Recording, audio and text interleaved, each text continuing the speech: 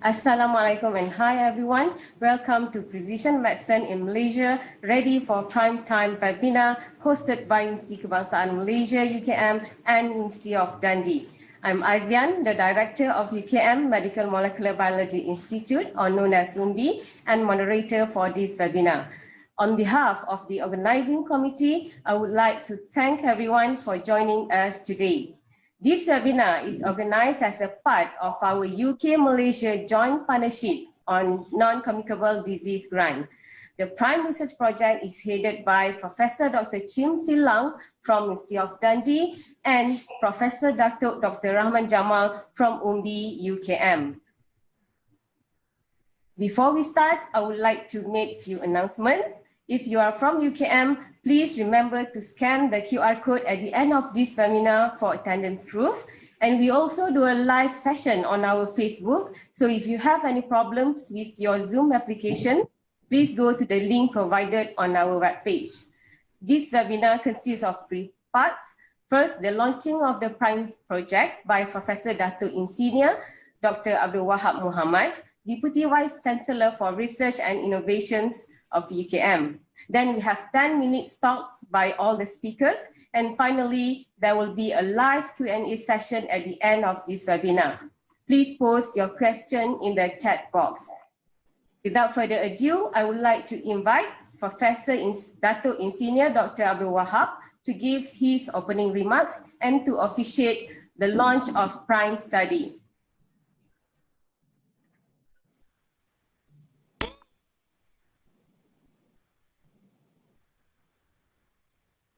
Hello, hi. Bismillahirrahmanirrahim. Assalamualaikum warahmatullahi wabarakatuh. And very good evening. Professor Dato Dr. Rahman Jamal, Pro Vice Chancellor of UKM Kuala Lumpur Campus, Associate Professor Dr. Nur Azian Abdul Murad, Director of UKM Medical Molecular Biology Institute, or Umbi, and moderator for this webinar. Professor Dr. Timbalan, Principal Investigator for the Prime Study, distinguished speakers and audience. I would like to welcome everyone to this webinar entitled Precision Medicine in Malaysia, Ready for the Prime Time. It is an honor to have this opportunity to officiate the launching of the Prime cohort study between Umbi, UKM, and the University of Dundee, UK. First of all, I would like to congratulate the organizers, particularly Professor Timbalan from the University of Dundee and Professor Dato Dr. Rahman Jamal from Umbi UKM and their team members for receiving the UK-Malaysia Joint Partnership for Non-Communicable Diseases (NCD) grant with a total of nearly 1 million ringgit Malaysia. Congratulations. This grant is a result of a collaborative effort between UKM and the University of Dundee to establish the Prime cohort of 5,000 Malaysian subjects. The expected output of this project is to identify the key genetic factors involved in type 2 diabetes that will be used for future risk prediction and therapeutic strategies. We knew that diabetes and cardiovascular disease CVD possess massive burden to the government and to our society. The most recent statistic in 2019 showed the percentage of Malaysian adults with diabetes is 18.3%, which translated to 1 in 5 individuals in Malaysia has type 2 diabetes. Nearly 30% of Malaysians have hypertension or high blood pressure, and 38.1% of the adults have high cholesterol, including me.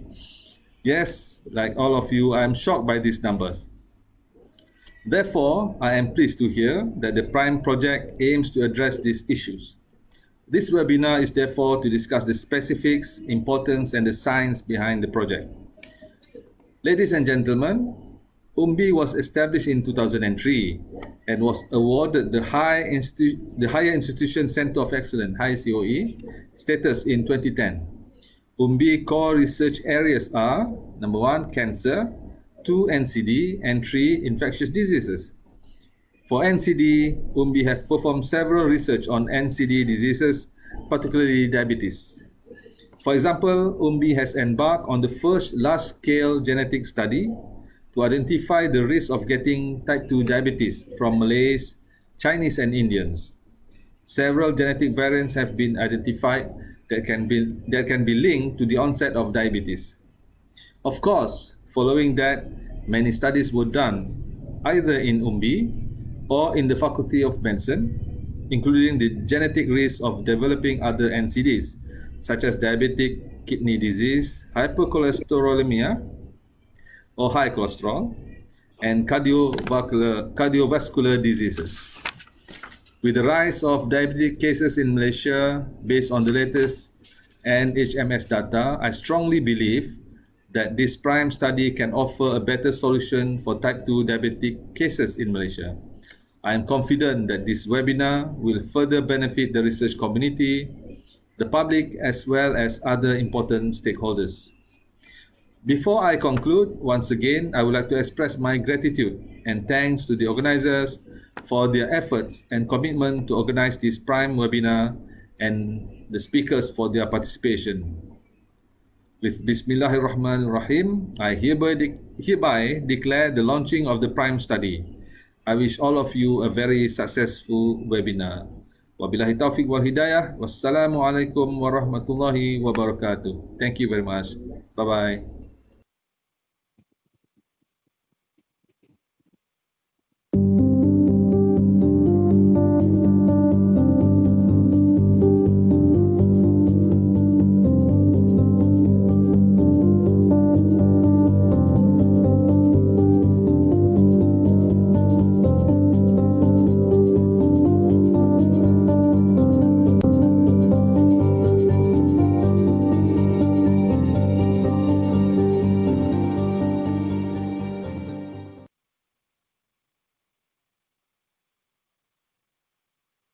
Okay, now we move to the first speaker, Associate Professor Dr. Nolaila Mustafa. She is a senior endocrinologist at the Faculty of Medicine UKM. Her research interests are in metabolic diseases, including obesity and diabetes. She will be talking about the epidemic of type 2 diabetes mellitus in Malaysia.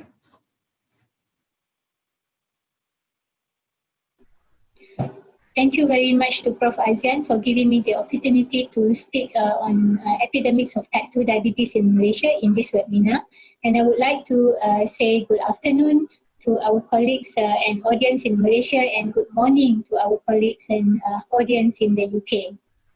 And what I'm going to concentrate today is to bring you on looking at the data of National Health Morbidity Survey, NHMS, from 1986 until the most recent one, 2019.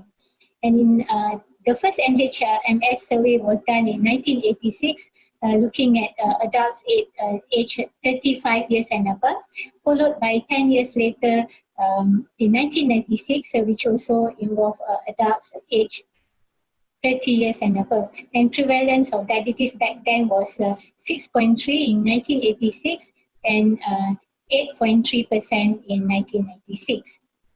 And 10 years later, in 2006, NHMS 3 was performed, and this time around, we actually did it in younger population, starting from the age of 18 years and above. And the prevalence of type 2 diabetes was 11.6. And the NHMS 4 in 2011 showed a prevalence of type 2 diabetes was 15.2.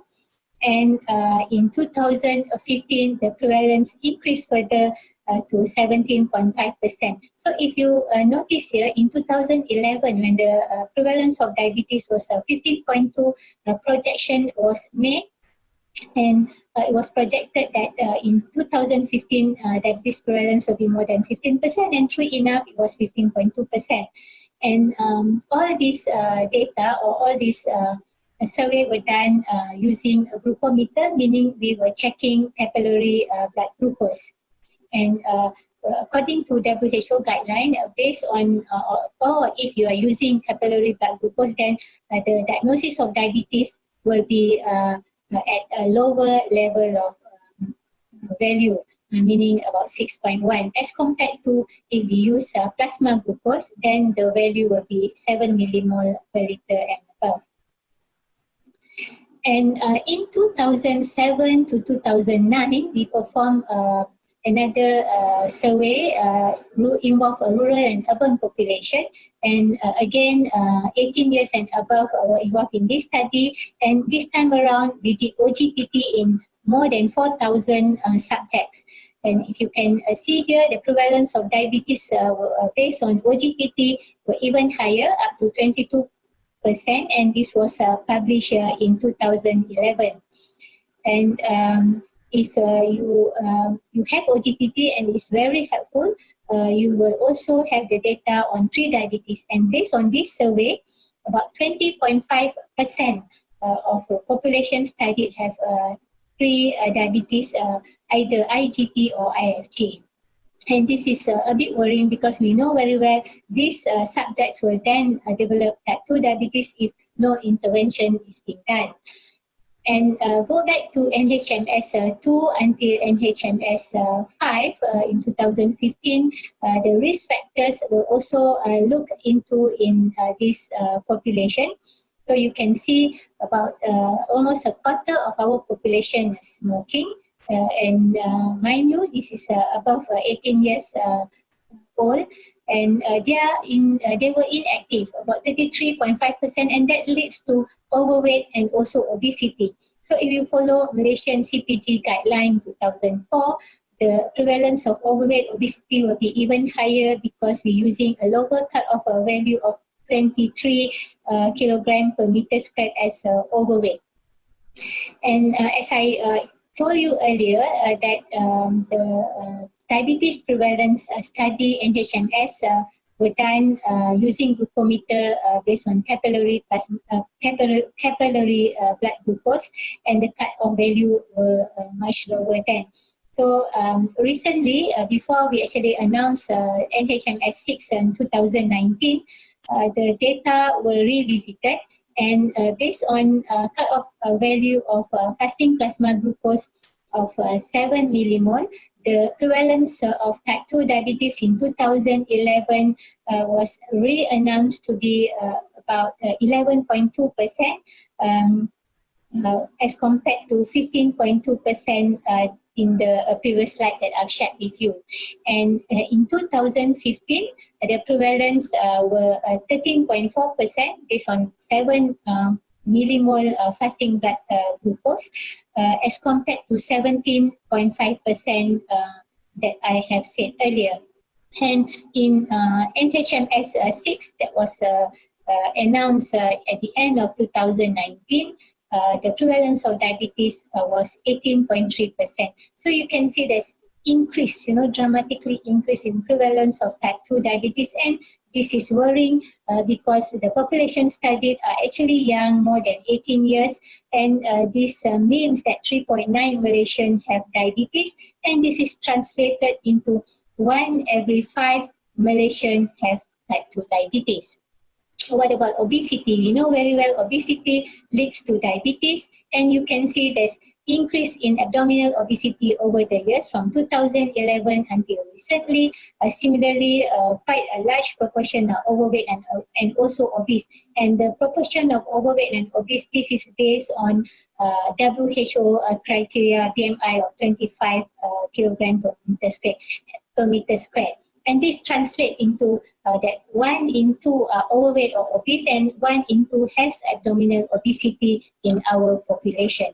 What about other risk factors or comorbidities like hypertension and hyperlipidemia? So if you look at 2 main risk factors like diabetes and hypertension and dyslipidemia, or dyslipidemia and diabetes, about 3.4 million Malaysians have 2 main risk factors. And if you talk about the 3 main risk factors, they have diabetes, hypertension and hyperlipidemia, about 1.7 million Malaysians have 3 main risk factors. And whether you have 1 risk factor or 2 risk factor or 3 risk factor, they're all a risk factor for cardiovascular disease. And what about how good or how well are we performing with regards to controlling the blood sugar in our diabetic population? And you can see here 2008 that case study, blue bar, and 2013, 5 years later, that case study is the red bar. There's not much difference with regards to A1C and fasting plasma glucose in terms of the performance of our population, but of course there's a slightly lower postprandial glucose value in 2013 compared to 2008. But this is in a small population who perform the glucometer postprandially. And you can see that much more of them actually become aware and did glucose monitoring. And if you look at how many of them are actually in good control, based on Malaysian CPG guideline, A1C, we aim for A1C of less than 6.5%. So about 85% in 2008 are not controlled, and even higher in 2013, about 87% were not controlled. And looking at the most recent data, 2019, and based on our National Diabetes Registry, whereby most of our type 2 diabetes are actually being taken care of by Ministry of Health primary health clinics, and about a percentage, more than 800,000 of them are on follow-up and being registered in a National Diabetes Registry. So based on most recent Diabetes Clinical Audit 2019, involving more than 180,000 type 2 diabetes patients, mean A1C were 7.9%, better than 2013, about 8.1%. And percentage of those who managed to have A1C within target less than 6.5% were 32%, as compared to 2019, only about 20%. So we're actually getting better with that regards. And what about comorbidities, hypertension and dyslipidemia? Most of our diabetic patients have hypertension, dyslipidemia, as I've mentioned earlier. But one good thing we can be proud of, their BP, total cholesterol, and LDL are quite satisfactory. But most of our diabetic patients are obese or overweight. 84% of them had BMI more than 23 kilogram per meter squared, with mean BMI of 27.8. And similarly, majority of them also have abdominal obesity. And with increased prevalence of diabetes, we also see a lot of complications where there is micro and macrovascular. You can see a lot of CKDs attributing to uncontrolled diabetes and also macrovascular complications. Therefore, early diagnosis is important, is mandatory, and intensive management is also prudent to be given early in the course of the disease to prevent further complication. So with that, I thank you.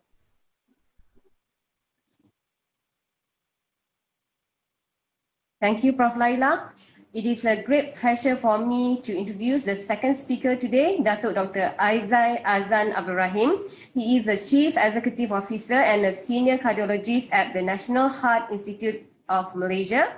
Dato Dr. Aizai is involved in many clinical trials involving heart diseases. He will be talking about cardiovascular burden in Malaysia.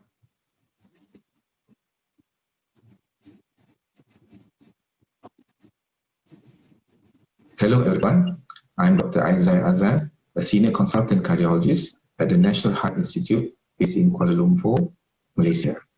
Today, I would like to share with you the burden of cardiovascular disease in Malaysia. I do not have any potential conflicts of interest with regards to this presentation. The pandemic of cardiovascular disease, which is affecting the whole world, has also not spared Malaysia. If you look at the statistics between 2010 to 2018, the number of deaths due to ischemic heart disease has slowly but progressively increased. In 2010, it was 13.7%, and this has slowly risen to 50.6% in 2018. If we were to go back a little bit further, in 2007, the number of deaths reported due to ischemic heart disease was 8,776, and in 2017 it was 13,503, and this represents a significant 54% increase in mortality from ischemic heart disease over the 10-year period. If we were to specifically focus on 2017 and 2018, the top 5 principal causes of death was still ischemic heart disease, followed by pneumonia. In third place, cerebrovascular disease, transport accidents, and chronic lower respiratory disease. If we were to combine both cardiovascular,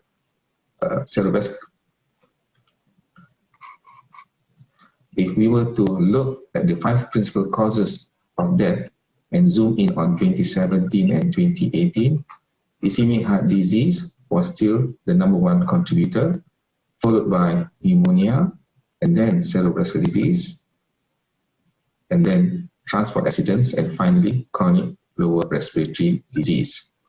In terms of cardiovascular death, in which we combine both ischemic heart disease and cerebrovascular disease, in 2017, CV death was at 21%, and in 2018, this increased to 23.4%. If you were to look specifically at the genders, in terms for males, ischemic heart disease, pneumonia, and cerebrovascular disease contribute to the 3 major principal causes of death, both in 2017 and 2018. And if you were to combine cardiovascular death in 2017, 22.4% was due to CVD, and in 2018 it was 25%, which again represents a significant increase. However, for females, the principal cause of death was pneumonia, followed by ischemic heart disease, and then cerebrovascular disease. So in terms of cardiovascular death in 2017, it was 18.5%, and in 2018, it was 20.9%, which is about 5% lower as compared to the male counterparts. Looking at the urban and rural divide, in 2017 and 2018, there was no change. Ischemic heart disease, pneumonia, and cerebrovascular disease contribute to the 3 top principal causes of death in urban areas.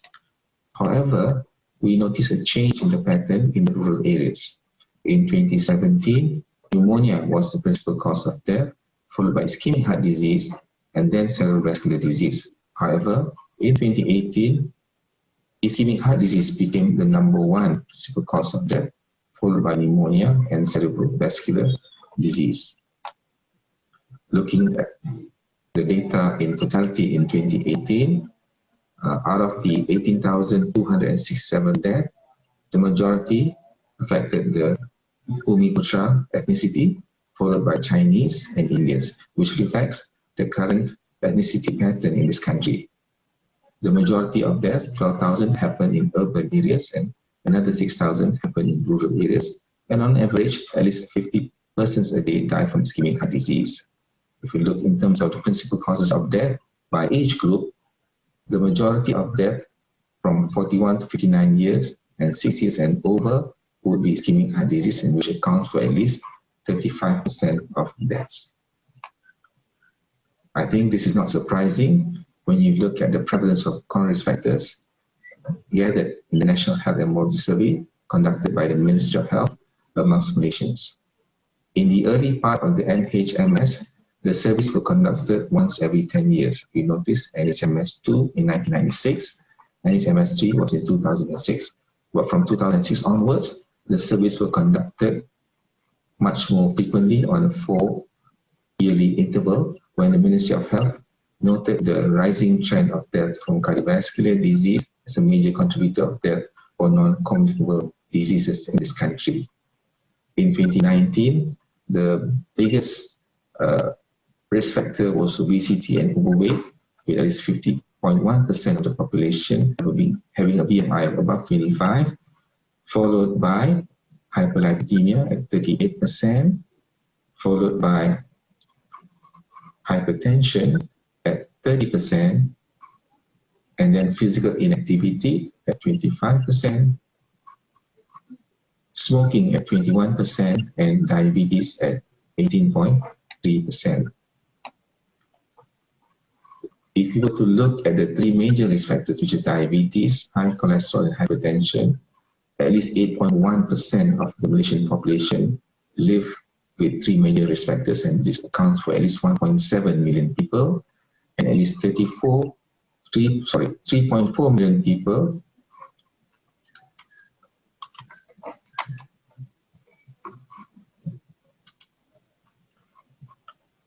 if you look at the overall risk factor profile for cardiovascular disease in Malaysia, in terms of risk factors, you will see that at least 8.1% of Malaysians have all three major risk factors, which account for 1.7 million people. 3.4 million people have at least two major risk factors. So this is definitely a cause of concern in this country. We also have data from the National Cardiovascular Disease Database ACS registry, and in this data from 2006 to 2015, the majority of patients admitted by ACS were males, at least 80%, and 20% were females. In terms of presentation, 46.2% presented with a ST elevation myocardial infarction, and another 26% with a non-ST elevation myocardial infarction, and 27% with unstable angina. In this group of patients, the bulk of them, at least 77%, have a body mass index of 23 and above. And in terms of hypertension, 68% of patients admitted with ACS had pre-existing hypertension, 48.71% had pre-existing diabetes, and 43.1% have pre-existing dyslipidemia. So definitely, the percentage of prevalence of risk factors amongst ACS patients were higher than the general population. Another interesting observation was that the mean age of patients admitted for acute coronary syndrome was 58.6 years old, and this is at least 6 years younger compared to data from Europe and the United States, indicating that Malaysians are suffering acute coronary syndrome at a much younger age, on average by at least 6 years. A snapshot of the key findings of the NCD database was that at least a quarter of the patients who admitted with acute coronary syndromes were young, were less than 50 years old. 95% of them had at least one cardiovascular risk factor, 28.6% had two risk factors, and nearly 47% had more than 3 cardiovascular risk factors, which is of concern. Majority of patients presented with a ST elevation myocardial infection, and the primary treatment was thrombotic therapy, followed by primary PCI, although current data indicates that more and more patients are receiving primary PCI as the number of centers capable of performing PCI has increased over time frame. The all-cause in-hospital mortality rate was 7.4%, with a 30-day mortality rate of 9.2%. So in summary, ladies and gentlemen, cardiovascular disease remains the leading cause of mortality in Malaysians. The typical Malaysian patient who suffers a heart attack is generally younger compared to other countries by at least 6 years, with a mean age of 58.6. There is a high prevalence of coronary risk factors amongst patients with acute coronary syndrome, as well as in the general population. The major risk factors in the acute coronary syndrome population include obesity and overweight, followed by hypertension, diabetes, dyslipidemia, and a current smoker. So the way forward would be further investments on a combination of earlier detection, prediction, and preventive measures, as these are the most sustainable solutions for addressing the cardiovascular disease epidemic. Thank you for your attention.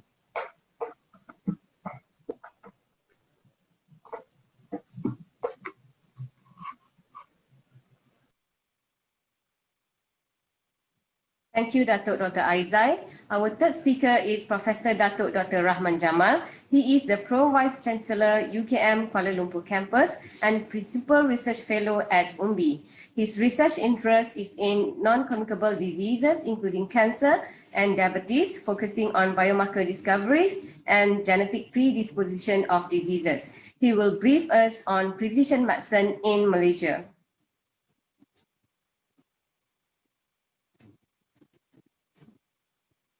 Assalamualaikum warahmatullahi wabarakatuh.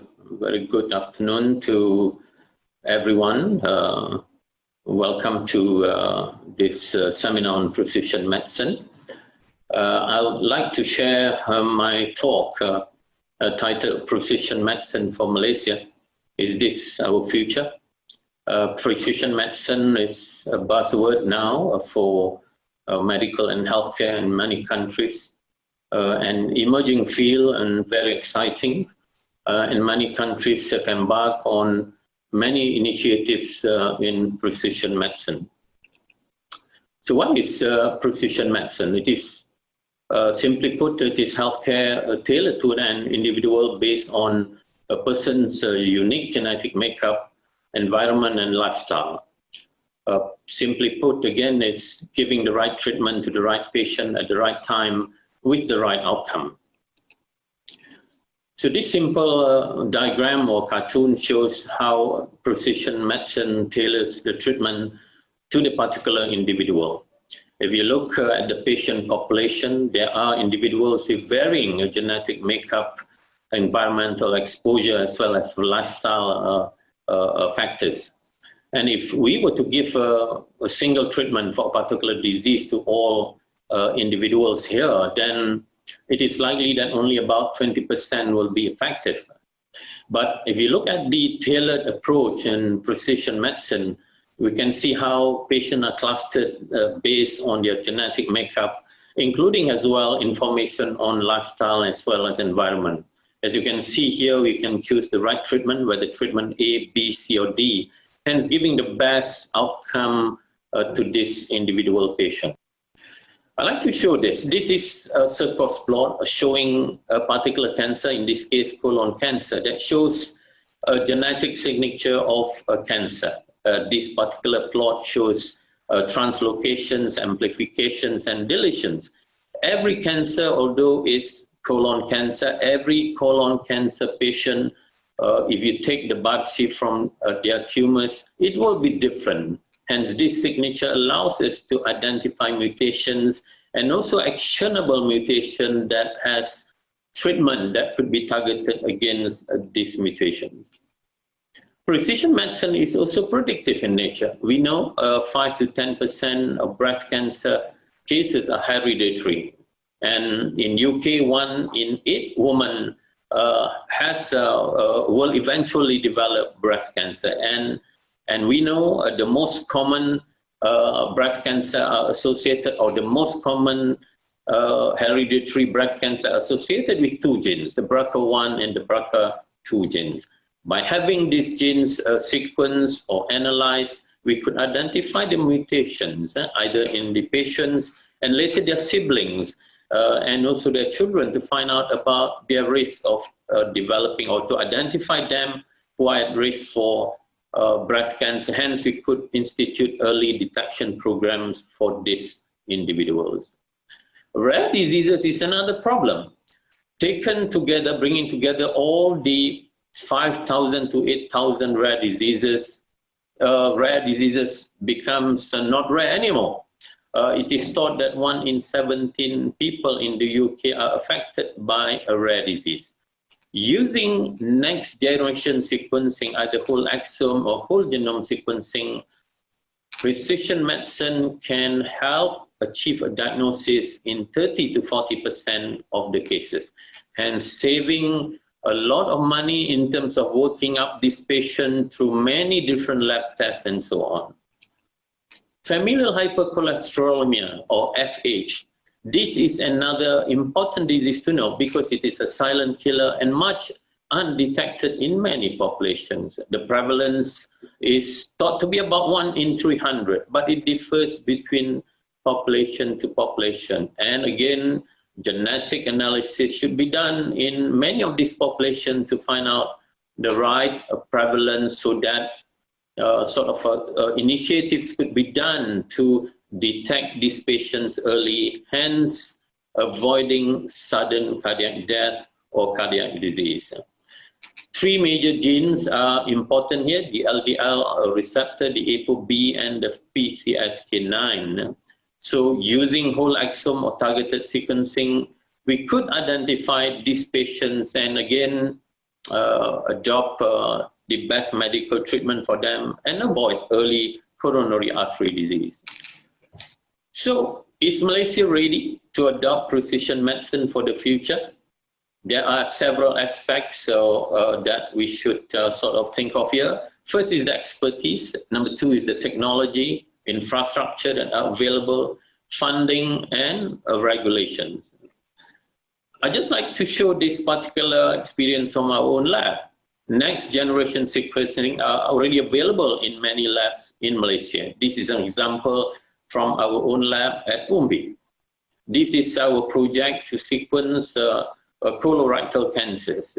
As you can see, these are the 6 representative diagrams or circus plots, as the lower panel shows. 6 different patients of colorectal cancers. As you can see, the genetic signatures are different from one to another, hence giving us a chance to give this information to our oncologists for them to choose the best treatment for each patient, including targeted treatment. We have also used a cardiac panel to study sudden cardiac death or sudden cardiac arrest. This is a representation of our project to use a cardiac panel that analyzed 174 genes related to sudden cardiac arrest. As you can see, 12 individuals here who have died of sudden cardiac arrest. You can see that in all these cases, we have identified variants that are pathogenic, and they have these variants have contributed to these patients developing sudden cardiac arrest. This is our experience with genome-wide association studies looking at type 2 diabetes in the Malaysian population. As you know, various populations have different variants that have a different odds ratio or risk to develop type 2 diabetes. As you can see, this is published data in 2015. We have identified SNPs in 7 loci that increases or give an odds ratio between 1.2 to 1.4 for our population to develop type 2 diabetes. So this is our flagship program in the nation, the Malaysian Cohort Project, which is a resource for big data and biospecimens. As you can see here, this is our biobank for the Malaysian cohort. It contains biospecimens for 130,000 individuals. And this gives us a chance to look into to look further and deeper into various non-communicable disease in terms of identifying disease-related variants, as well as applying big data and machine learning to find out the best algorithms for prediction and also to apply this to precision medicine. So last but not least, I would like to share this position paper on precision medicine in terms of the key recommendation. This is developed through the Academy of Sciences Malaysia. So these are some of the initiatives and approaches that we would embark on to move Malaysia towards precision medicine. So in conclusion, we believe, or I believe, that Malaysia is ready to adopt or to upscale the application of precision medicine. We have the expertise, we have the technology and the infrastructure. We believe with the support of funding from the government, we could bring Malaysia to apply precision medicine, hence to affect a better healthcare outcome for many patients in the various hospitals in the country. Thank you very much.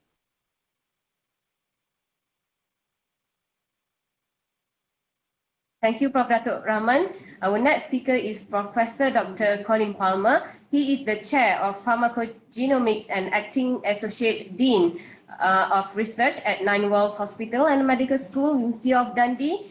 He specialized in population genetic research, focusing on genetic susceptibility of diseases such as type 2 diabetes, heart disease, asthma, and cancer. He will discuss on how genomics will drive precision medicine for diabetes.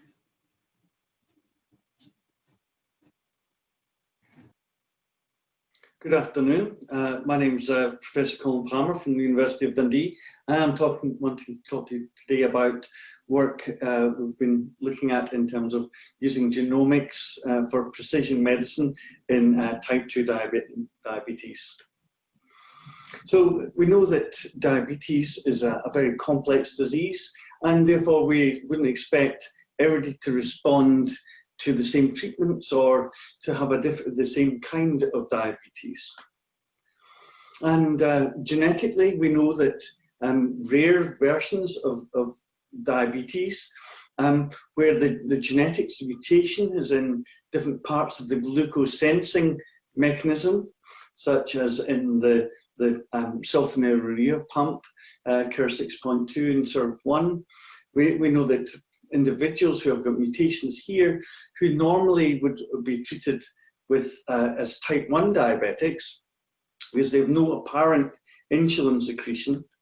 But we found that based on the genetics, that these individuals will actually respond really well to sulfonylureas, and as soon as you treat these people with sulfonylureas, they start making insulin, and their diabetes is essentially cured.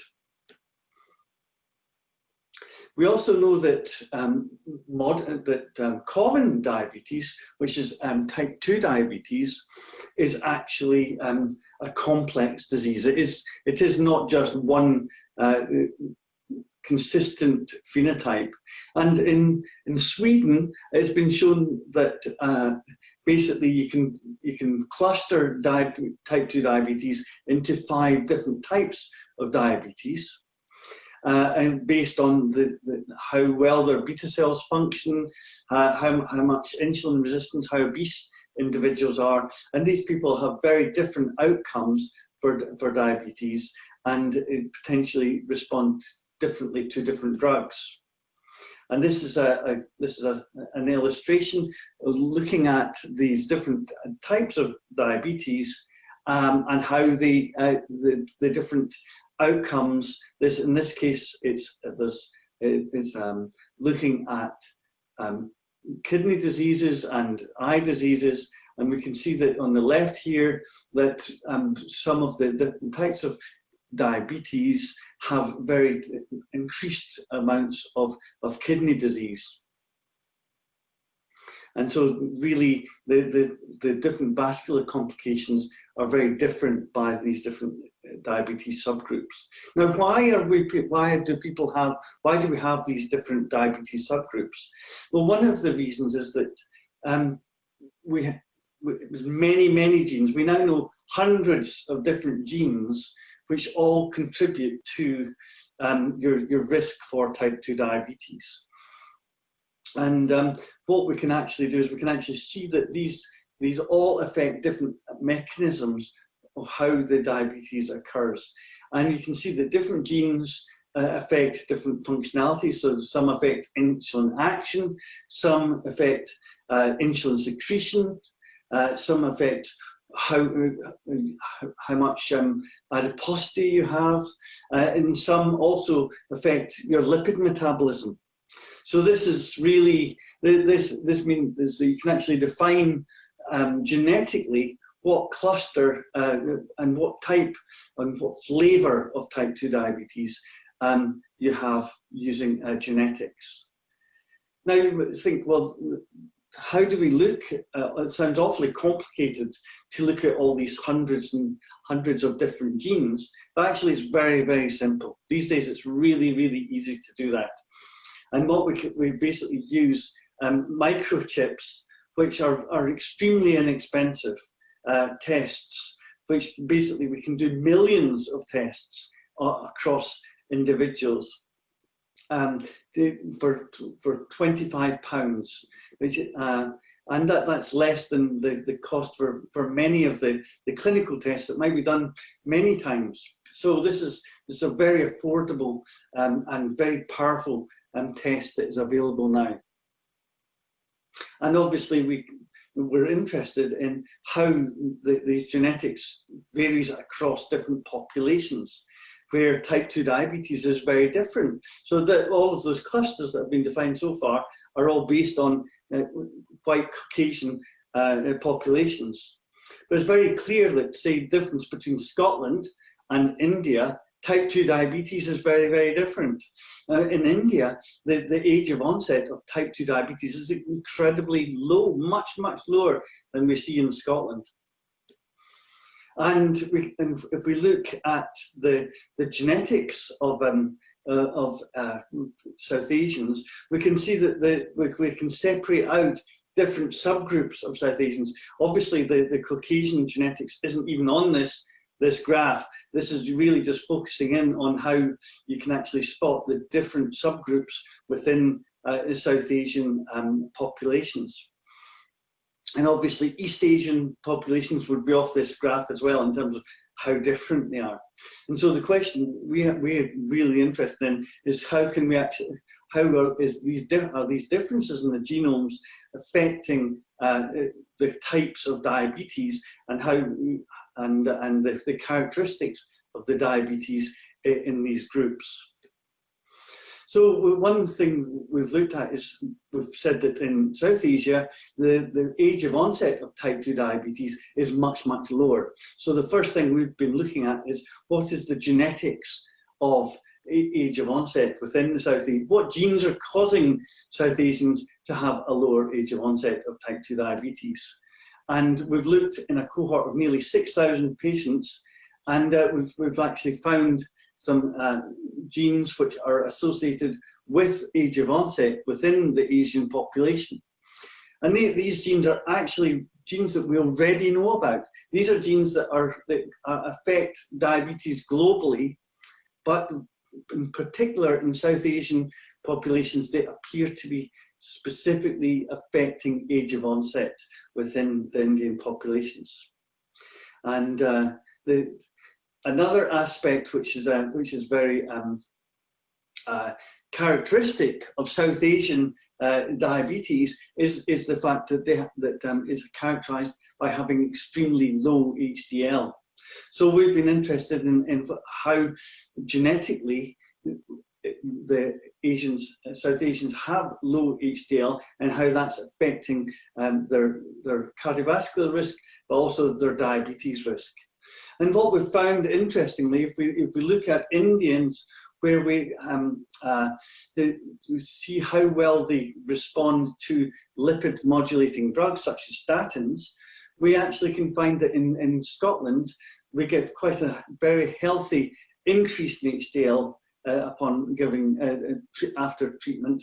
But in the Indian population, we're actually finding that the HDL changes are really resistant to the current drug treatments for changes. Whereas if we look at LDL-C in the Indian population and the Scottish population, they respond exactly the same. So there's something genetically about the South Asian population which means that they are resistant to changes of HDL. So that's an opportunity for us to look at how a novel therapy where it's clear that our current therapies are not actually working well in terms of making the good cholesterol.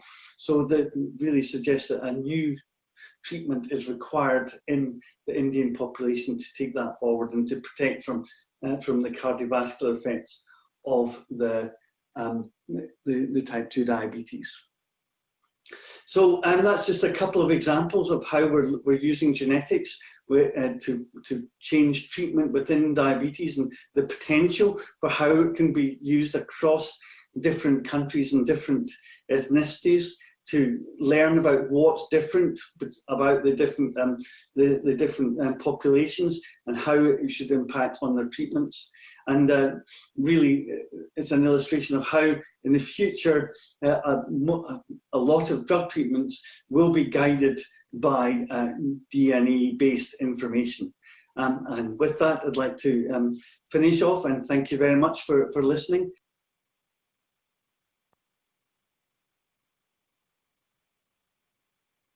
Thank you, Prof. Dr. Colin Palmer. Our next speaker is Prof. Dr. Emmanuel Trucco. He is the NRP Chair of Computational Vision in Computing, School of Science and Engineering at the University of Dundee. He has various experiences with computer vision and medical image analysis. Prof. Trucco will talk about analysis of retina scan images using Vampire program. Good evening, or good morning, or good afternoon, or good night, depending on when you're watching this video. I am Emanuele Trucco, one of the members of the Prime team in Dundee, and I am delighted to be able to introduce everybody to Vampire, the research initiative we have and its potential for the Prime research program. I am indebted with Professor Chim Lang for inviting me to be part of this wonderful adventure, and I'm looking forward to work with everybody. Vampire is a research initiative, not a single project. It is a research initiative that I started with my colleague Tom McGillivray at the University of Edinburgh a good 15 years ago. The mission is articulated in 3 points. From the point of research, we want to deliver effective and advanced image and data analysis software tools to support clinical research related to the eye, and largely, but not exclusively, to the retina. We, of course, have training ambitions, forming specialists of the future in highly interdisciplinary environments to make them understand all aspects, not just the computational one, of this exciting, fantastic research.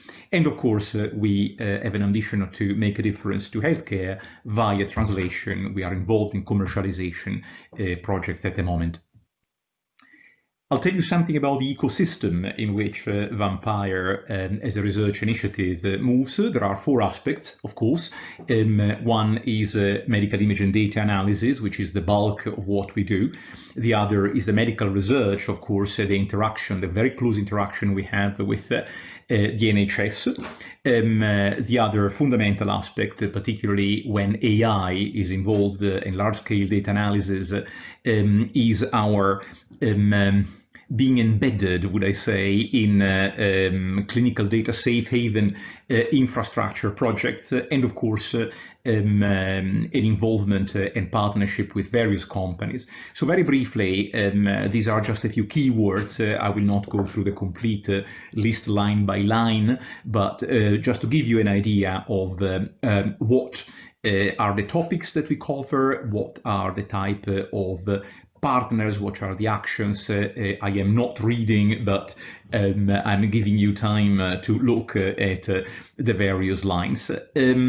I would like also to give you an idea of the size of the operations, meaning the grants, the project that we are involved with as Vampire, and this is a list of, I believe, the major, not everything, but the major projects we are involved with.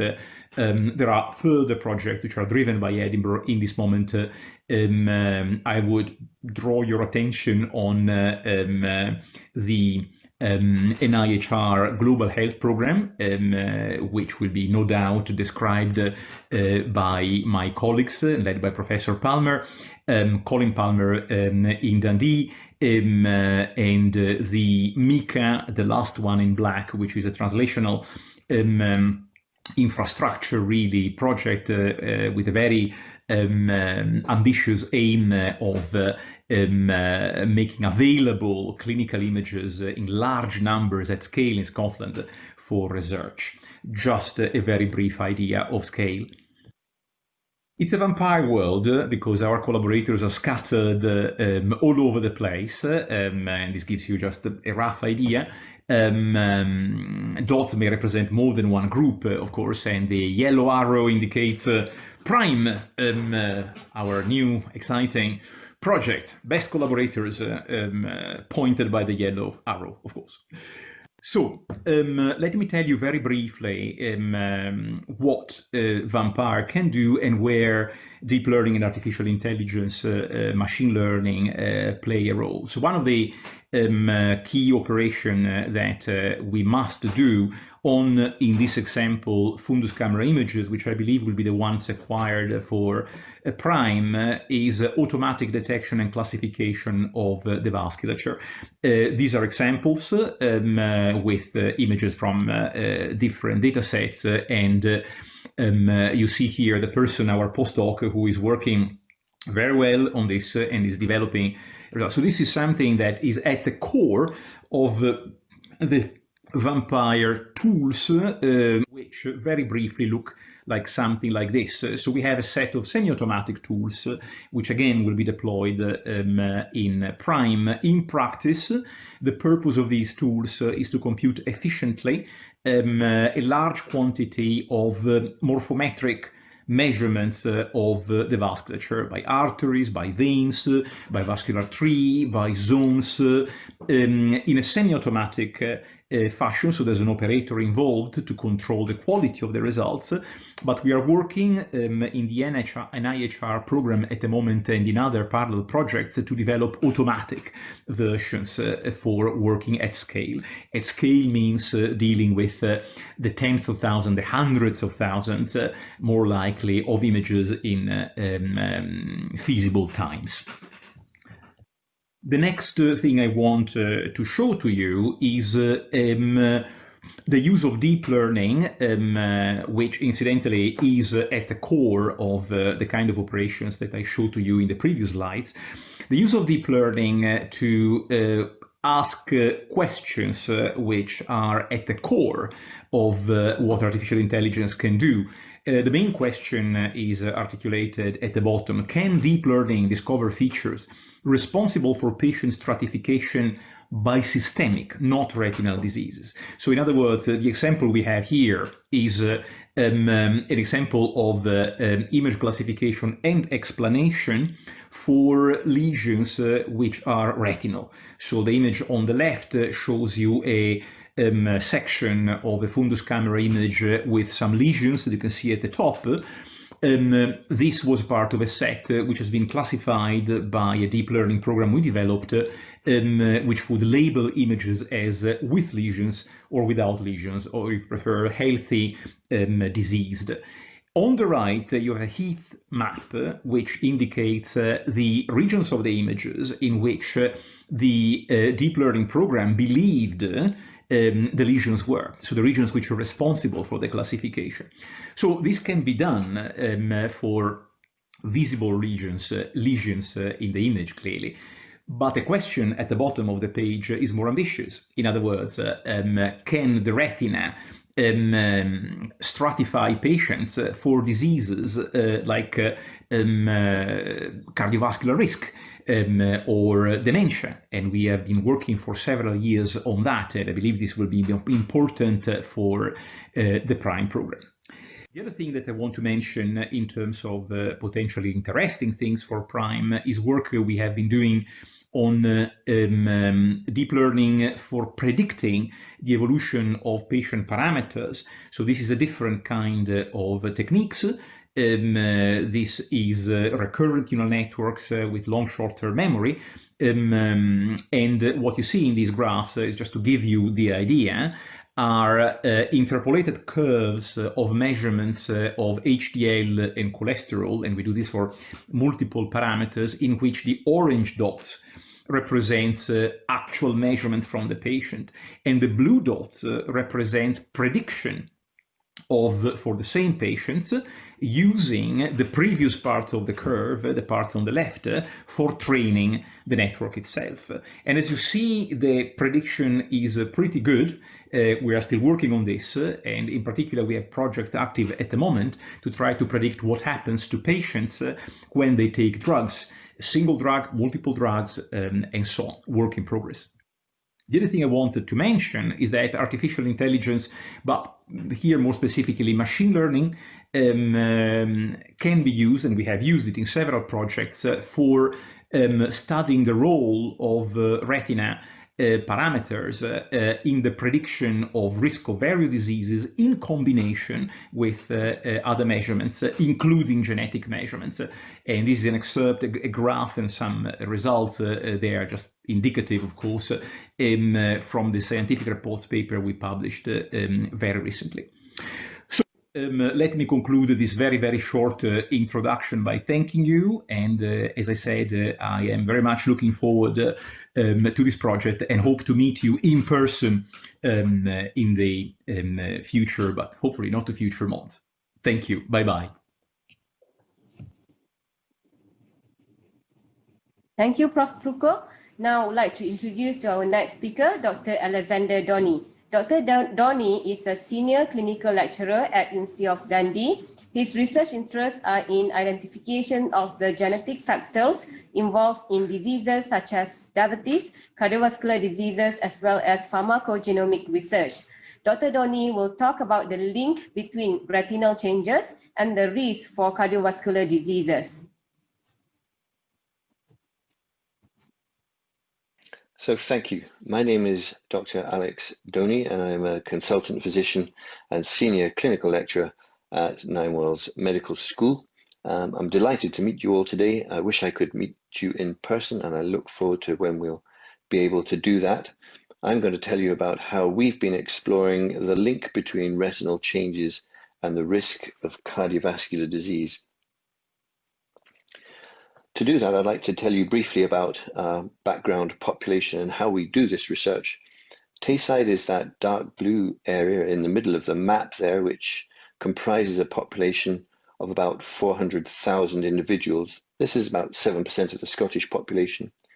And here we are able to link all of the healthcare activity that all patients have in the region using a single identifying number for each patient. That number there that you can see is my number, and that allows us to make a continuous cradle to grave continuous medical record of dispensed prescribing data, hospital discharge data, laboratory data, death data, etc., etc. One of the things that we've done over the years, linking this data together, is to also link it to genome-wide data. And the originator of all this research was a program called GoDarts, where we received permission from 18,000 people to link their genetic information obtained from a blood sample to all of this electronic medical records that I've been describing. And half of these individuals have type 2 diabetes, and this is important, as you'll hear later. Much later on, we started to ask people permission simply for use of leftover spare blood after having had a routine blood test as part of their medical care. This is what you can see on the right, the SHARE program, and you can see the number there. Over 200,000 individuals have signed up to this across Scotland, with a majority of these people actually having come from Tayside, which means that currently more than 1 in 5 individuals in Tayside have taken part, and we are collecting the blood from these people and gradually getting funding to genotype this entire population. And this means that we can do research like this, where we have many, many people and a lot of clinical data, but also in particular, which differs from other bioresources across the world, many, many years of data as well, which allows us to look longitudinally at clinical histories over time, which is a unique aspect of what we're able to do. A further thing that we're able to do is link radiology images into these data sets, and this is one of my main interests, is using routine clinical imaging and extracting information from these images, not just the radiology reports, but the images themselves using a machine learning approach. And that enables latent information that may be obtained in these images that might be clinically useful to predict disease state, current disease state, or risk in the future. And what I'm going to concentrate on is the retinal images. Professor Trucco has already told you about the Vampire platform, so I won't labor it here, but this is the main platform that we've used to obtain these images and measure them, measure their vasculature in the way described, in particular things like caliber, tortuosity, and fractal dimension. But one of the things that we're also interested in doing is undertaking deep learning of these images to be able to use them to predict risk, as has been done in this rather well-known Google DeepMind paper, which has considered retinal photographs to predict cardiovascular outcomes. The work that we've been doing has been dependent on obtaining all of the diabetes retinal screening photographs for all of the participants in GODARTS who have diabetes, which is about 8,500 individuals currently, and we have all of these images, which is about 102,000 images, about 7.5 imaging episodes per person, because they get imaged every year as screening for risk of diabetic retinopathy. We're intending to get all of the images from all of the patients with diabetes across Scotland. And this summarizes the approach. We can undertake genome-wide association scans of the measures that we take from the retina to allow us to identify genes that are important in determining these retinal vascular traits, but also we can associate these retinal vascular traits with a wide range of clinical outcomes, such as kidney disease, peripheral vascular disease, but in particular heart disease and brain disease, which are the main interests that I currently have. And of course, we can also look at how these same variants that are associated with the retinal vascular parameter have influence in terms of also pleiotropy across the clinical phenotype. And this is something that one of our postdoctoral students has done in our department. She's Abby, there she is there, and she's done a genome-wide association scan of retinal vascular tortuosity, looking at venular and arteriolar tortuosity, and she's found these genes that are associated with these parameters, and published this last year. But importantly, these genes that have been discovered that are associated with retinal vascular parameters are also associated with things like coronary artery calcification, arterial stiffness, heart rate, etc., indicating that they have also implications globally in terms of vascular parameters. One of the things that's important to understand is that genome-wide polygenic risk scores are becoming very, very important in terms of predicting risk, and are now able to predict risk equivalent of monogenic mutations such as familial hypercholesterolemia, for example.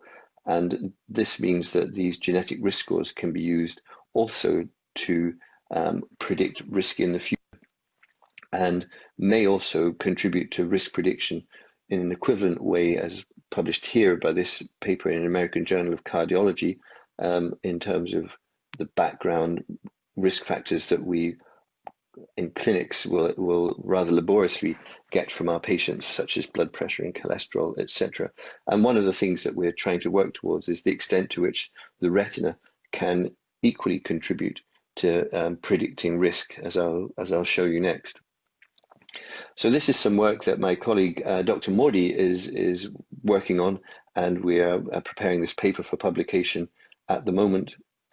He's been looking at major adverse cardiovascular events, MACE, and determining how retinal parameters can predict MACE when adjusted for a wide range of clinical risk factors, such as the UK PDS 5-year risk of coronary heart disease in diabetics, but also a polygenic genome-wide risk score. And you can see over there on the right that certain retinal parameters, in particular fractal dimensions and arteriolar caliber, are independently associated with future major adverse cardiovascular events. And if he's been able to show that this increases the net reclassification improvement and integrated discrimination improvement, indicating that the retina does contain valuable information in risk prediction, which is independent. And I've also been able to look at brain health, which of course is very intimately linked to cardiovascular health, such as vascular dementia and Alzheimer's dementia, and show that retinal vascular fractal dimensions can predict dementia independently of one of the most important genetic predictors of dementia, ApoE4 genotype. So putting this all together, this is one of the biggest interests that we have, is the extent to which we can use this information for improving cardiovascular risk. At the moment, as clinicians here will know, determining cardiovascular risk can be quite complicated. You have to get the patient in, get a blood pressure measurement, do blood tests for blood lipids and blood sugar measurements, perhaps, do an ECG, and also talk to the patient to get smoking, past medical history and family history, etc. And all of this has to be combined to be able to calculate the cardiovascular risk. What I hope we'll be able to do in the future is substitute at least some of this clinical exercise by a simple remotely captured retinal photograph together with a spit pot to collect genome-wide information remotely, and combine this to undertake a risk estimation and therefore an anticipated treatment response, which will make clinical intervention much more cost-effective and to undertake. So finally, just to leave you with this slide here, this is essentially a summary of the program of work that we're doing. You can see on the left-hand side all the basic research that we're doing, and then linking that to being able to look at collective risk, as Professor Trucker was showing in his presentation, about combining retinome and genome data together in a multi-omics approach and for stratification purposes. And obviously clinical trials to be able to demonstrate the efficacy of this is one of the most important aspects of this program of work going forward. So I'm going to leave that slide up, which I hope will stimulate some conversation and perhaps some questions. Many thanks for your attention. Thank you, Dr. Donny. Finally, we have come to the final speaker, Professor Dr. Chim Si Lang. Prof. Dr. Chim Si Lang is a consultant cardiologist and clinical pharmacologist and professor of cardiology at the Nine Wells Hospital and Medical School, Dundee. His research focuses on multidisciplinary approach to understand the pathophysiology and pharmacogenetic of cardiovascular diseases, as well as treatment strategy for CVD patients. Prof. Chim Lang will talk about our PRIME study.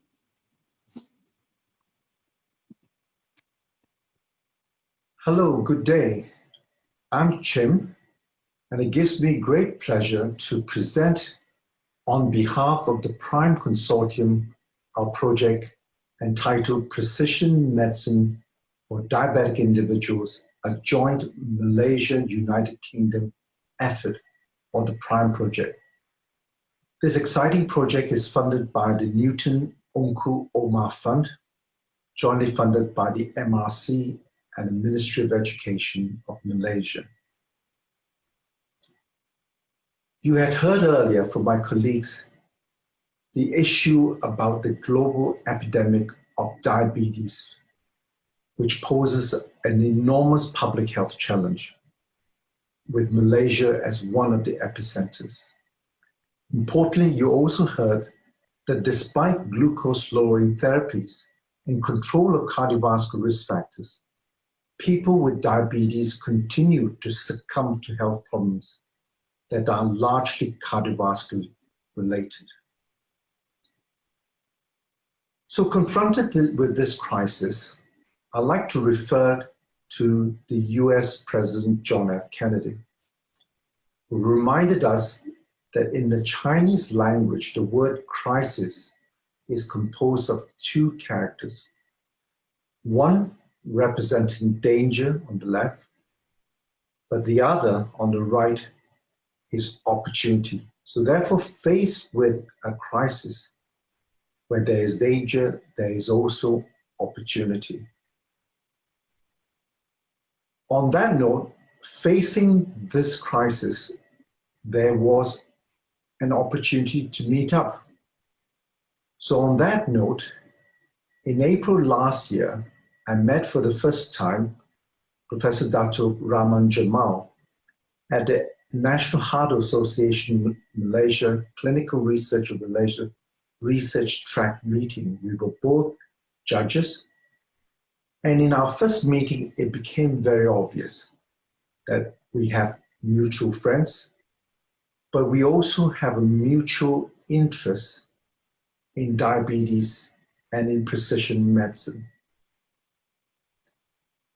Secondly, shortly after we met up, in fact, weeks after that, when I returned back to the UK, there was an opportunity for funding. And this is the Newton Uncle Omar Fund for a joint UK-Malaysia partnership in non-communicable diseases that included diabetes. So with this opportunity for funding, we, both Raman and myself, thought, here's an opportunity to make an impact. And one of the things that we jointly agreed that to confront this crisis, a perfect pairing of both precision medicine and that of artificial intelligence may be needed. This is to drive identification of patients early so that they can be targeted for treatment. There's also an opportunity to deliver personalized treatment for diabetic individuals. So we put together this prime collaboration, which has an overarching ambition to establish interdisciplinary expertise and to build partnerships to deliver strategies to augment precision medicine for type 2 diabetes in Malaysia. And we were able to build together a partnership of, as shown on this slide, the prime team. These are physician scientists, genetic epidemiologists, diabetologists, cardiologists, ophthalmologists, policymakers, computer scientists, to work together on this prime project. And arguably, this is a group of really high-performing, world-renowned individuals in their areas. And this funding opportunity allows us to work together. Together, we've put together aims that are listed here. The first aim is to develop a prime cohort of 5,000 individuals with type 2 diabetes in Malaysia. We plan to collect and digitize the follow-up data on this cohort of diabetic individuals. Then we're going to do a genome-wide analysis of this prime cohort.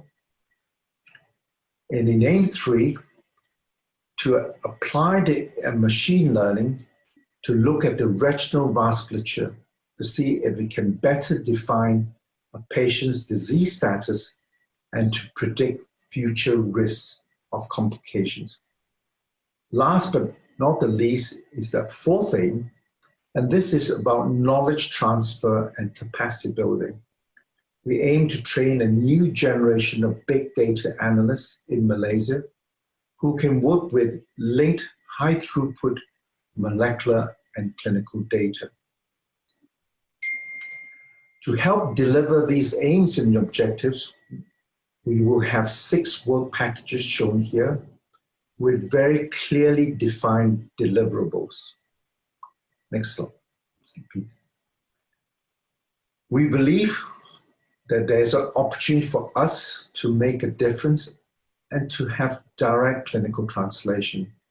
We will involve all stakeholders like National Heart Association in Malaysia and NADI, the National Diabetes Institute, working with institutes like the Institut Jantung Negara and with the Ministry of Health. And finally, I believe that this partnership is only a beginning. We are partners in a new beginning, working together for future collaboration, not only in research, but also in learning and in teaching. And I'm really, like all of us in this partnership, really excited about this project. Thank you. Thank you.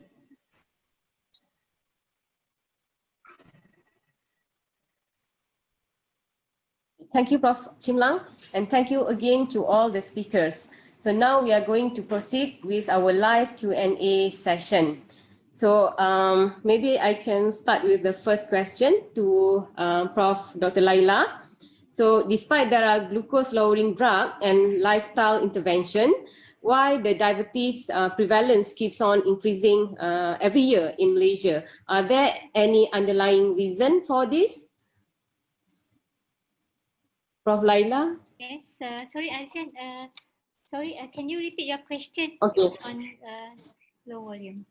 Okay, despite there are glucose lowering drug and lifestyle intervention, why the diabetes prevalence of diabetes in Malaysia keep increasing every year? Are there any underlying reason for this? Right. Of course, if you look at the National Health and Morbidity Surveys over the years, the main risk factor that we are able to appreciate is the prevalence of obesity. Overweight and obesity is increasing, and if you look at my slide, the prevalence of abdominal obesity, 1 in 2 Malaysian has abdominal obesity, and we know very well abdominal obesity associated with insulin resistance that lead to increase in prevalence of diabetes as well. And physical inactivity is also another factors, diet and other factors. Of course, we have most agent available, but if you look at the data that I've shared with you, the most recent one, the National Diabetes Registry, about 34% only are able to achieve A1C of less than 6.5% according to guideline. So like been mentioned before, diabetes is really a complex disease. A lot of factors, not just medication, lifestyle, diet, and of course genetic is also play a role in this development of type 2 diabetes. Okay, thank you, Prof. Laila. Next question is for Dato Aizai. The prevalence of CVD-related deaths also is increasing in Malaysia, despite there are various drugs and treatments available to our diabetes and hypercholesterolemia patient. Can you comment on this, Dato Aizai? What do we need to do to prevent or reduce the CVD burden in Malaysia? Thank you for the question. Certainly, I think the efforts made should be done both at at a personal level, societal, as well as at the governmental level. So if you look at it, Ministry of Health has also a policy paper on this. They call it the NSP NCD strategic plan, which is the National Strategic Plan for NCD for 2016 to 2025. This is to match up with the World Health Federation goal of reducing risk factors by 25% in the year. So nothing but reducing cardiovascular death by 25% in the year 2025. Yeah? And I think the difficulty lies in the fact that the multifactorial nature of the disease. Yeah? And I think, as clearly pointed out by our other respected speakers, the response of treatment of individuals to even basic drugs like statins, basic medications like ACE inhibitors and ARBs are also predetermined by certain genetic indications. So there may be people who maybe genetically will not respond to a particular type of medications. So hence the interesting approach of this genome-wide study to look at how we can then personalize the therapy so that we choose the best form of therapy to treat a particular patient. So I think that will be one of the important ways to helping to reduce the overall burden of cardiovascular disease in our country. I think the other aspect also would be on the population base. In that same national health, the same survey, National Health Mobility Survey published last year, an interesting thing was the so-called health literacy rates amongst our own population.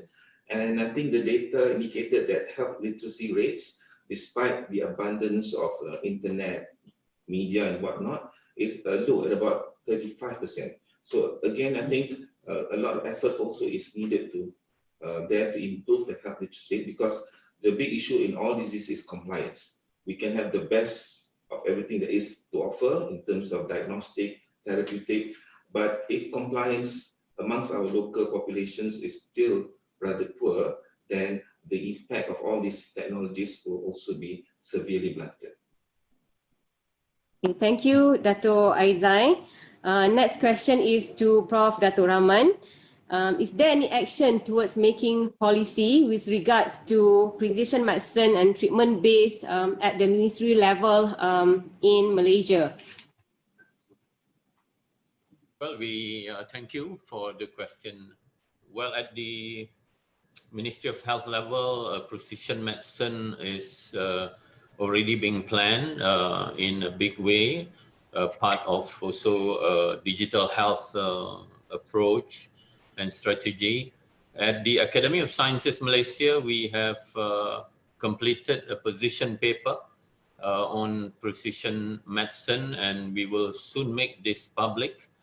And some of the initiatives and recommendations I've shown in my slide, but one of these would be launching a 100,000 Malaysian Genomes project, mirroring the initiative in UK, the 100,000 Genomes project, and also the precision medicine initiative in US and other countries.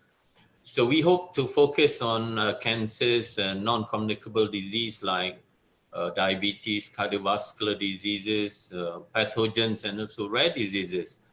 And we believe this is the way to go. Although we know the economy at this moment is sort of affected by the current pandemic, we believe we could come up with good cost benefit and cost-effective analysis for some of the diseases if we approach these diseases through the precision medicine. We could actually save costs through quicker and more accurate diagnosis, targeted therapies, saving again costs through preventing adverse drug reactions, and also improving quality of life. Okay, thank you, Prof. Dato Rahman. Next question is to Prof. Colin Palmer. It is very interesting to see that even within the South Asian population alone, the genetic makeup for diabetes patients are distinctly different. But do these differences account for any specific response towards the lifestyle intervention in those patients with diabetes? I think that's a great question. At the moment, we really haven't got the answers to that. But that's definitely what we're trying to look at in the current studies, to see how the heterogeneity within the different populations is actually leading to differences in responses to drugs and also to diabetes. Types of diabetes, but at the moment we're just in very early stages of being able to determine this. And one of the things is to look at different populations, which is really something that we're taking forward in the next few years, especially as part of this study here.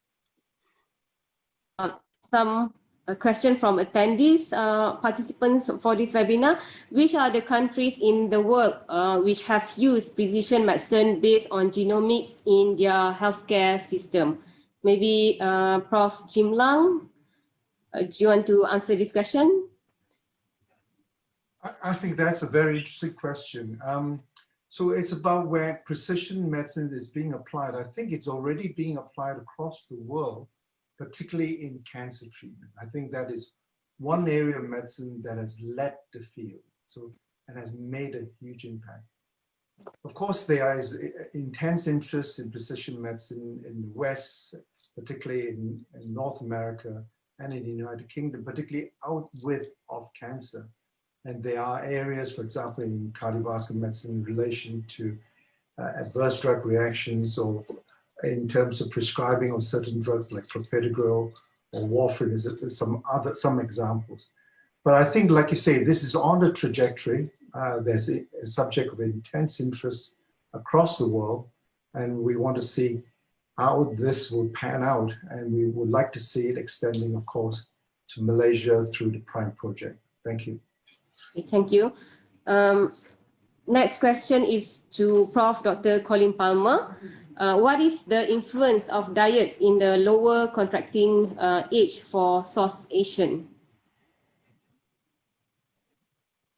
It's commonly believed that it's the high degree of simple carbohydrates, especially the move to more refined rice products, and a real development, and that's something that our Indian collaborators have been working on. They've actually been producing rice with a lower glycemic index for their diabetes patients. So yes, it would appear that the sort of predominance of simple carbohydrates appears to be driving the relative abundance of and availability of these that's been driving some of this. But in terms of the role of the diet on the incredibly low age of onset that's seen in South Asia, we're still not really, we don't really understand that to any great degree at the moment, and that's why we're focusing on genomics on that particular aspect. Okay. Next question is looking at the benefit of precision medicine. Is there any study related to health economic being done, and hence any initiative to incorporate into EHS in local hospitals? Anyone of you would like to answer this question to enlighten us on these particular matters?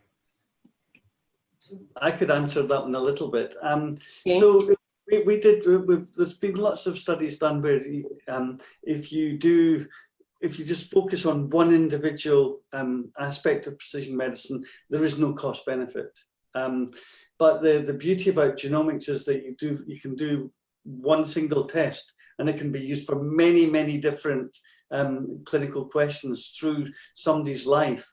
So that the idea that well, we know with the FDA have already labeled 150 different drugs with genetic tests that should be used before they're used. Now, our one genomic test can cover all of those, and that data for an individual is then available for the rest of their life to whatever drugs they have to take, and therefore the cumulative benefits are massive potentially. And Jim's wanting to come in there. Yeah, I think I want to echo Colin's point, is that you will have an information across many genes for that one single individual. But what we all need to remember is that precision medicine is more than just about effective response to therapy, but also whether it predicts adverse drug reactions or non-responders. So it's not just about efficacy, it's about non-response, but I think we also cannot forget that it's about adverse drug reactions. And when adverse drug reactions do occur, then the cost escalates. So I think in totality, I think precision medicine has a lot to offer. And in terms of cost-effective analysis, we need to pay attention to all these factors. Thank you. If I can add, there are quite a few published data on cost-benefit analysis of certain genetic testing. The one that we quote in our position paper is the use of HER2 and for breast cancer patients and the application of Herceptin.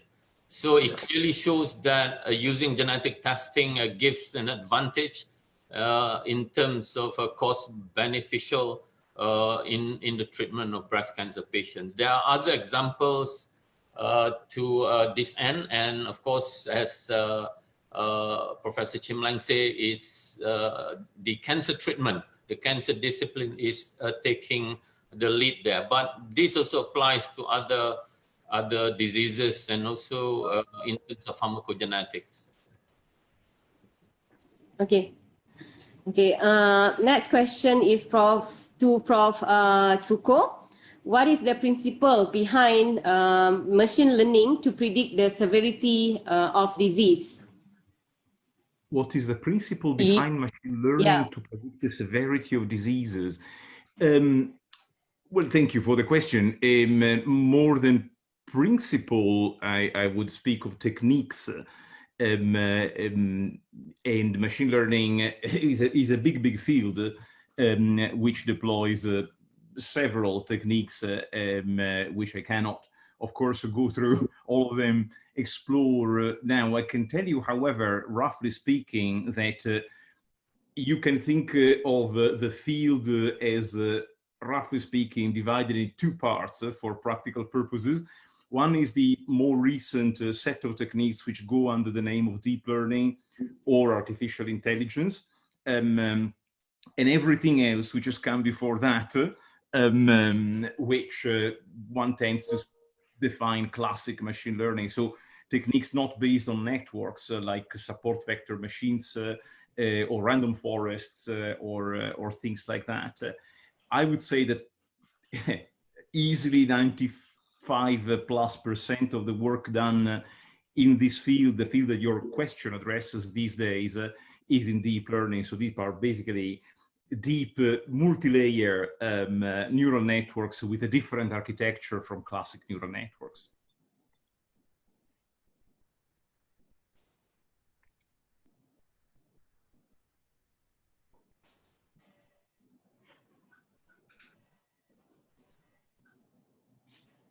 The chairman is muted. Yes. Sorry for that.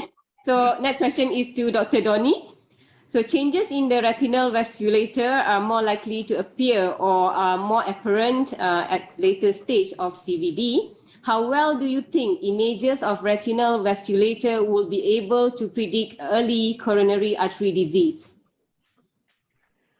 Okay, that's a good question, and I suppose the example that I have, and was one of the slides that I put up, which wasn't so much for coronary artery disease, but was for the development of brain disease or ill health of the brain. We were able to show in that study in particular that we could detect changes in the retina up to 10 years before an individual developed brain disease. And so it's clear that the retina contains information that is able to indicate somebody's future risk many, many years into the future.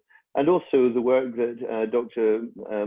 Modi did that I demonstrated, that was also a prospective analysis. In other words, we had a retinal photograph when someone didn't have any evidence of coronary artery disease, but then developed the coronary artery disease in the future. And that was independent of a very powerful cardiovascular risk score, including a genomic profile as well.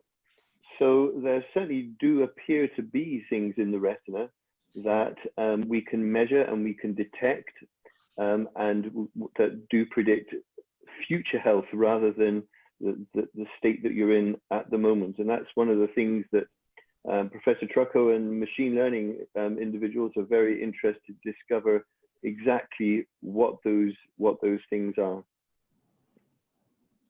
Okay. Thank you, Prof. Dr. Donnie. Next question is to Prof. Jim Lang. What are the control cohort that will be used for the GWAS analysis for PRIME? Maybe Prof. Jim Lang or Prof. Dato Rahman, you want to answer this question? Right. So of course, these are diabetic individuals. They will be those who would develop cardiovascular complications, and the controls will be those who do not develop cardiovascular complications. That will be an example of a case control analysis. But of course, in this study, we are also looking at I think, the ones, not only responses to therapy, but why do they develop it? And on that note, I noted Dato Azai's talk. And Dato Azai's talk showed one, I think, an important observation from the Malaysian survey. And he reminded us that the Malaysian population develops cardiovascular disease at least 6 years earlier than those in the West. And that's a very key observation. Why are they developing earlier? And this is where I think the PRIME project will have an opportunity to explore. Is it genetics? Maybe. And if so, what is the role of machine learning to demonstrate that. So I think what we have this morning in this morning's presentation is clearly the burden of disease in cardiovascular very early coming on in Malaysia. And there's a hint, isn't it, that this much earlier development of disease may be led by genomics, maybe that this is something we can learn from AI. So I'm excited about it. Thank you. Thank you. Thank you, Prof. Chim Lang. Next question is to you also. So in your opinion, where is Malaysia now in terms of precision medicine?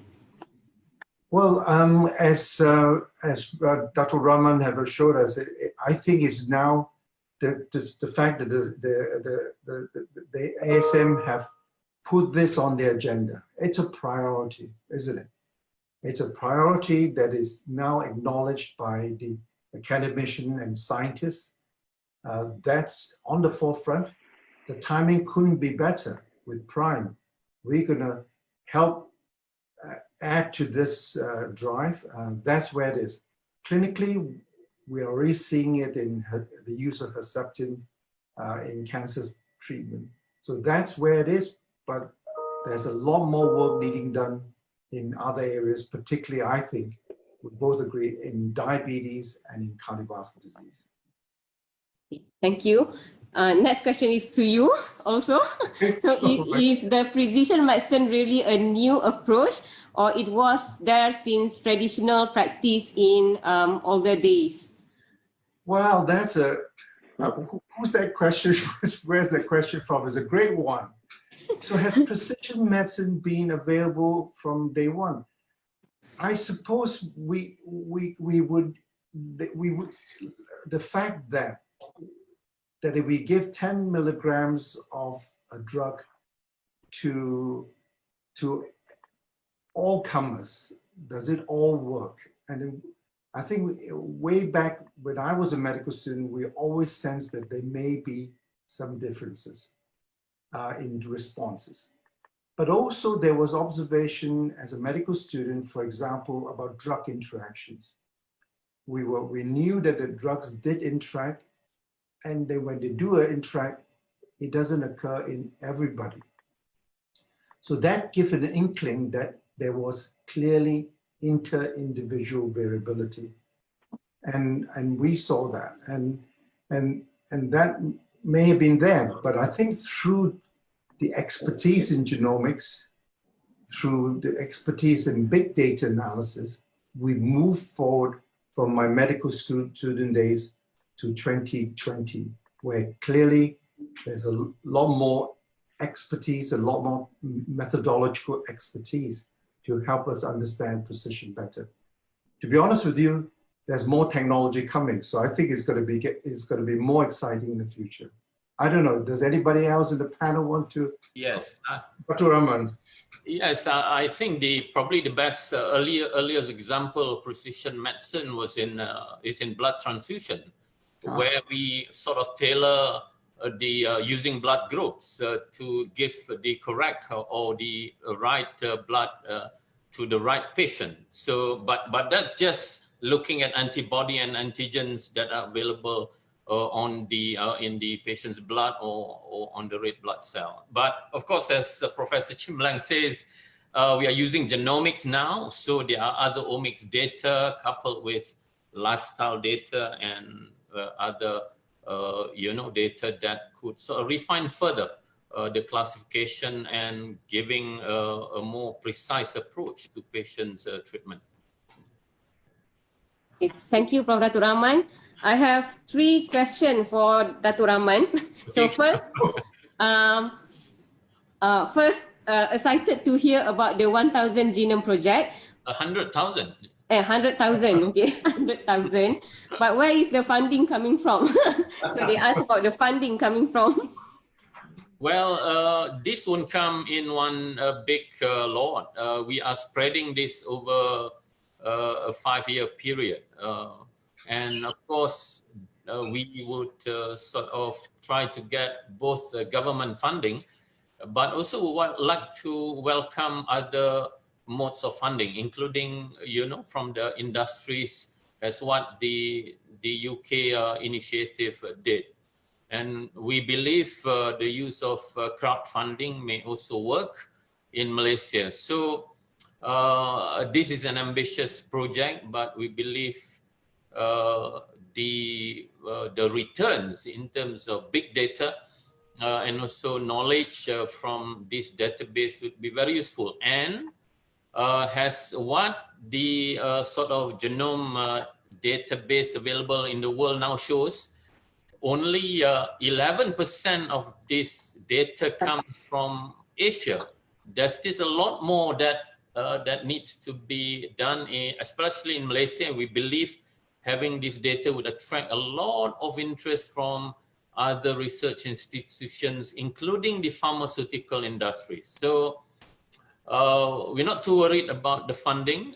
We will try to convince the government about the need to do this, as much as how the UK scientists and doctors convince the UK government to give them funding, and as much as the US researchers convince President Obama to give them the funding for the private or the precision medicine initiative in US. Okay. Okay. Second question, in your slides, a national biobank was mentioned. How do you see this going forward, and how about the existing biobanks such as our UKM Umbi Biobank? Will this be merged into one entity? Well, we are sort of thinking about ideas of forming a consortium of biobanks, but with a central agency that would sort of provide standards, harmonization, governance, ethics, access, data sharing, specimen sharings, and so on. Because we believe that investing in a new biobank, like what the UK did, the National Biosample Center at Milton Keynes, would be a big undertaking, especially at the present moment, maybe in future.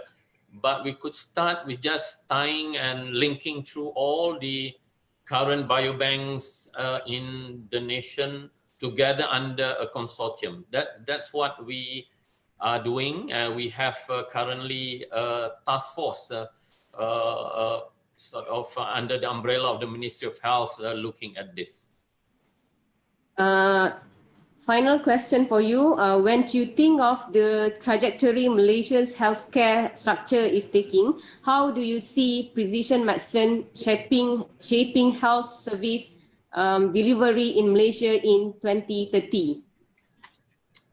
I believe it would be mainstream already. I believe every child born, every baby born would have their genome sequence already by then. Of course, there are issues of privacy, confidentiality, accessibility to insurance cover, and so on.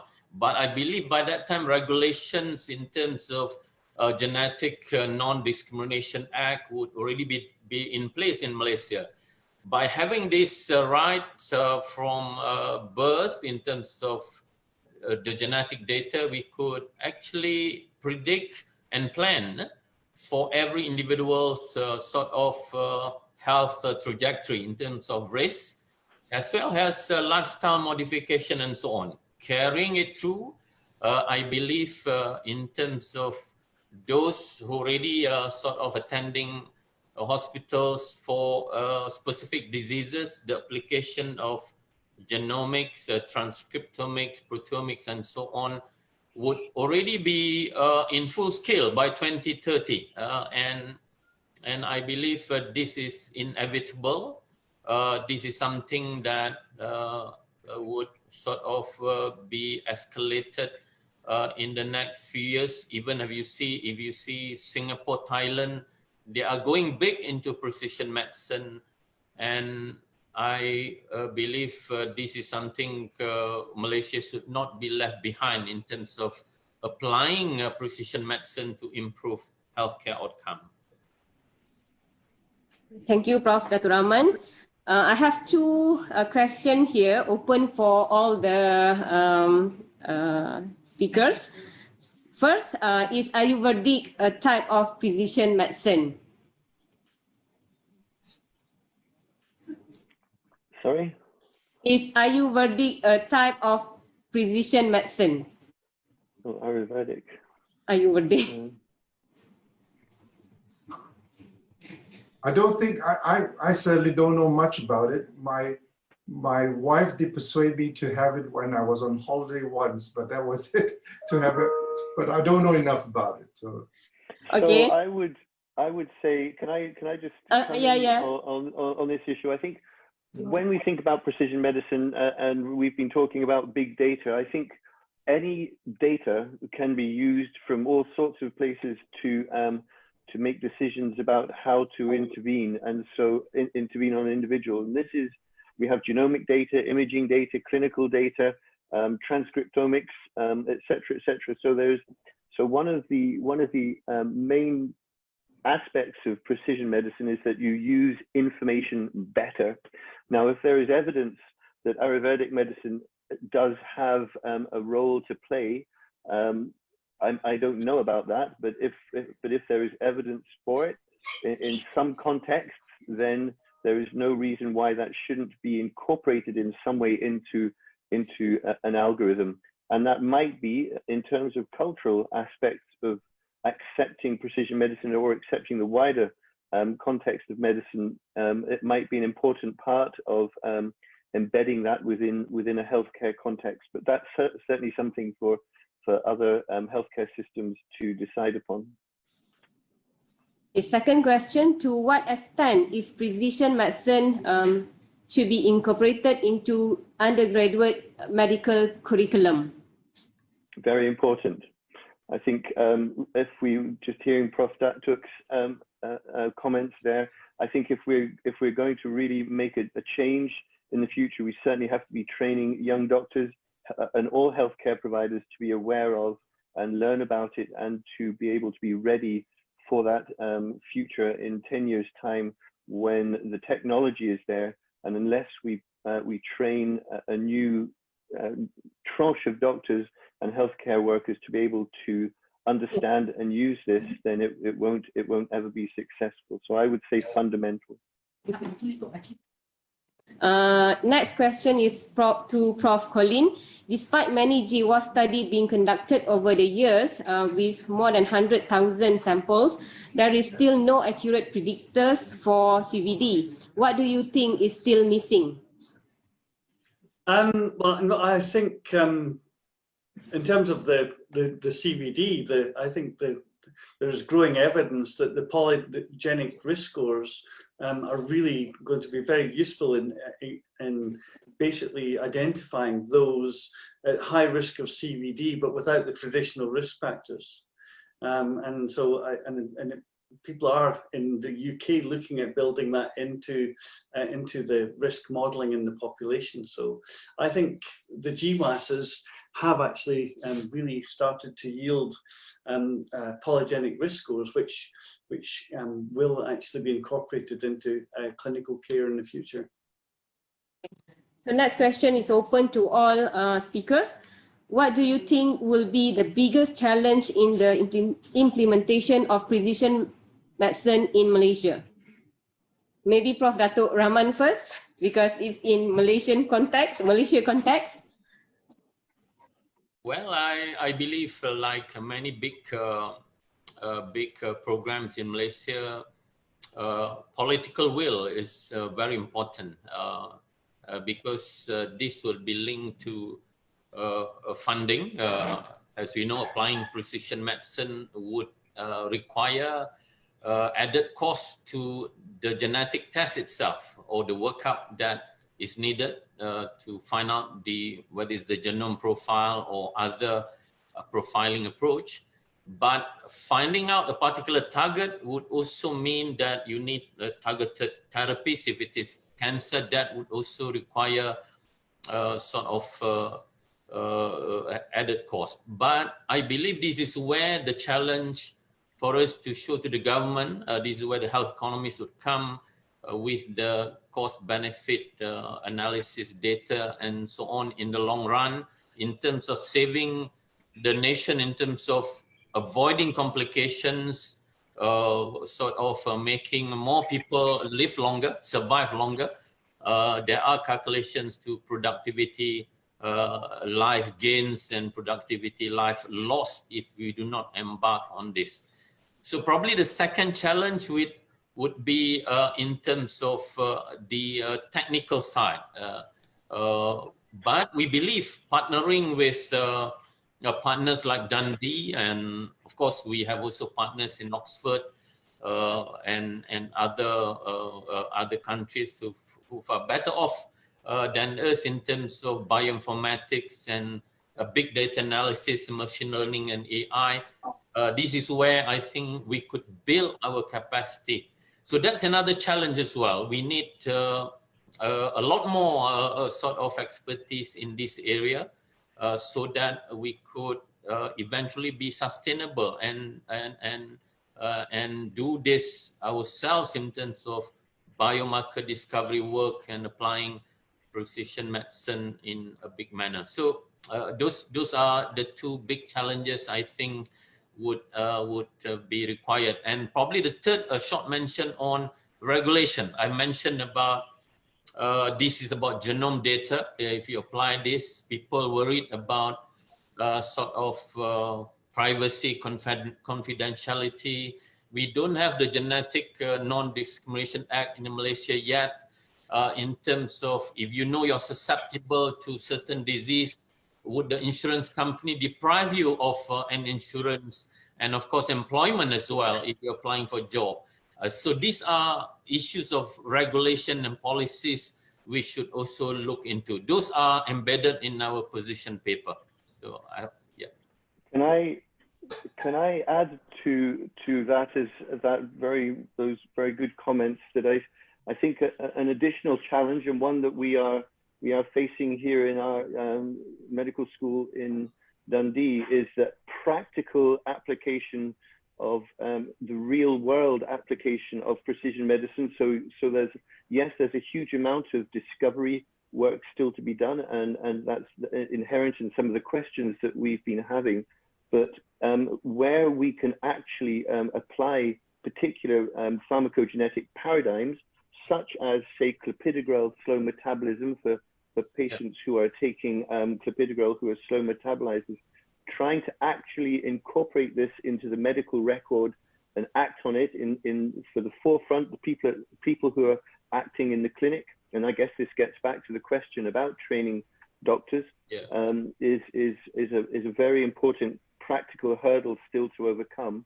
In other words, how do we incorporate that into our medical behavior and our medical interventions at the forefront when a patient is sitting in front of us? We have to know that they're a slow metabolizer, etc. And I think this does get to your point about regulation. It's about incorporating these aspects into the medical record in a way that is safe and understandable, both for patients, but also for everyday clinicians to be able to make the right decision on the right patient, because that's a very important part of actually doing it rather than doing the research on it. And I think it's still a significant challenge for healthcare systems. Okay, thank Prof. Chim Lang, you want to? I mean, Prof. Dato Rahman has articulated very well those challenges, and it's really good to hear Alex sharing with us the implementation, the real world implementation of this.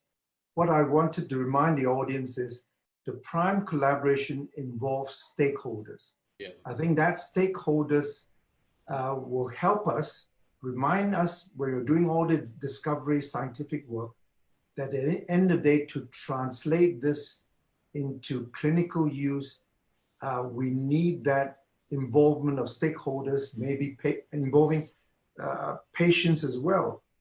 So that's important to work together so that we can have an impact. So that's what the Prime Consortium is all about. Okay, thank you. Okay, last input from Prof. Truko. Okay, thank you. A couple of very quick points from the point of view of the challenges that are posed for artificial intelligence and from a computational point of view. I will mention two things very quickly. One is the volume of data.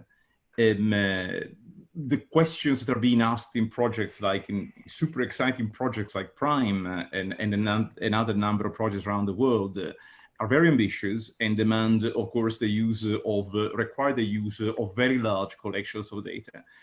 As data volume becomes very large, meaning the hundreds of thousands or above of subjects, then the dimensionality of the data, meaning the number of parameters, variables that characterize these data beyond what you're interested in, goes up exponentially. The consequence on this, and this is the real challenge, is that the algorithm, if you like, the network that you need to use to analyze this data for the specific purpose you're interested in, a specific stratification, becomes super complex. And at the moment, we are scratching the surface, I believe, in terms of algorithm, computing power. Although things are moving very fast, we are scratching the surface.